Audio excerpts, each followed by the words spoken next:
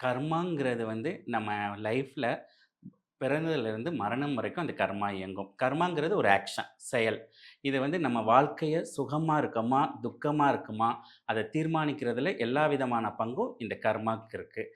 So இந்த கர்மாங்கிறது ஒவ்வொரு இதுலயும் நமக்கு கன்டின்யூ ஆகும். இப்ப நீங்க ஒரு வேலை எதிர்பார்க்குறீங்க.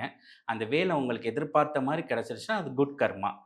நீங்க எதிர்பார்க்காத வேலை கிடைக்கல, சம்பளம் கிடைக்கல, வருமானம் பத்தல, அதனால நீங்க ஒரு சஃபரிங் அனுபவிக்கிறீங்க, துக்கப்படுறீங்கன்னா, அதுவும் கர்மா. அது எதிர்மறை கர்மா. கர்மாங்கிறது நம்ம எங்க நம்மளுடைய பாடியில செயல்படுது அப்படின்னு பார்த்தீங்கன்னா, நம்மளுடைய பாடிக்குள்ள இருக்கிற அந்த மைண்ட்குள்ள.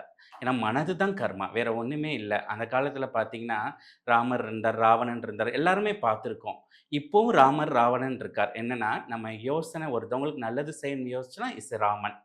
இதே இது ஒருத்தவங்கள கெடுக்கணும், அவங்க கிட்ட இருந்த பணத்த அபகரிக்கணும், அவங்கள பத்தி நெகட்டிவா யோசிச்சோம்னா ராவணன். இந்த மைண்ட் தான் கர்மா. வேற எதுவுமே கிடையாது. அப்போ நம்மளுடைய யோசனைகளும், அந்த உணர்வுகளும், எண்ணங்களும் ரொம்ப பாசிட்டிவா இருந்துச்சுன்னா, நம்ம லைஃப்ப சுத்தி எல்லாமே நல்லதா நடக்கும். அப்ப நம்ம நெகட்டிவா யோசிக்கும்போது, நம்மளுக்கு எல்லாமே நெகட்டிவா நடக்கும். அப்ப அந்த மைண்ட் தான் கர்மா.